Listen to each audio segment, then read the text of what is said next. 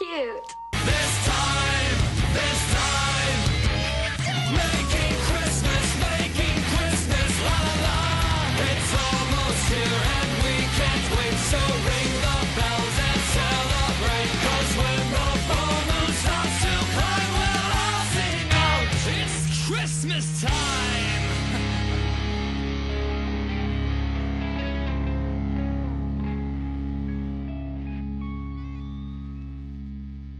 So after directing a porno, Wes Craven came back and gave us his next independent feature, The Hills Have Eyes, a film that is now considered a Wes Craven classic among his fanbase, and honestly, I definitely see why. A family in an RV are driving through the desert landscape but end up marooned there overnight when their RV goes off the road. Unbeknownst to them, deep in the hills are a family of cannibals looking for fresh meat. Now the family is in a desperate fight for survival in the middle of nowhere, and their only way out is through the cannibals. First off, the setup is great, but whereas any other director would have just thrown teenagers in the desert, especially today, Wes Craven made the decision to throw a wealthy suburban family in the desert to help it stand out, and I have to say, this works beautifully to the film's advantage. Only one of the main characters has any real survival skills or training, and spoiler alert, he's the first one to get the axe. It makes it so these people who lack survival instincts are forced to nut up in order to survive. It's actually quite clever. Secondly, the performances, for the most part, are pretty impressive. These feel like real people stuck in a life and death situation.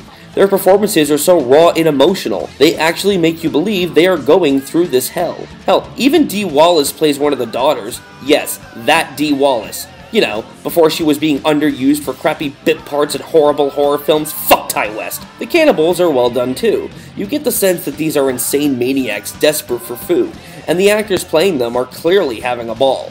I especially love the character of Ruby, the daughter of the lead cannibal who doesn't want to kill anymore, and is conflicted about helping the stranded family and going against her own.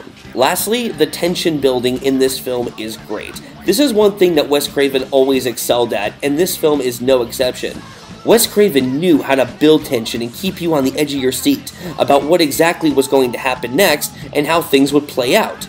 And in a film about a family stranded in the desert, it works rather effectively. Some scenes, especially in the second act, are quite nail-biting. However, does that mean the movie is perfect? No, there are several flaws that bring it down a bit. First of all, I never bought the story about the cannibals that the old man just divulges to the father for absolutely no reason. Okay, so he left a boy in the hills, the boy somehow found a prostitute no one would have ever missed, had kids with her, and that's how these cannibals came to be? Yeah, if there was an award for the most far-fetched explanation in horror film history, this film is certainly a contender. Second, I always found the predicament to be a little too convenient. The family just happens to crash their car near where the cannibals are located. Well, that was pretty lucky for the starving cannibals, I guess. Lastly, the biggest issue this film faces is the lighting. There are so many things shot in the dark in this film, and some of it is just impossible to see. I get he was going for a more gritty, realistic feel, but if I can't see what's going on, why am I going to care? Overall, it's not perfect by any stretch, but it's not bad. It's got a good setup, a nice desert atmosphere, some really intense moments, and performances that make the story feel real.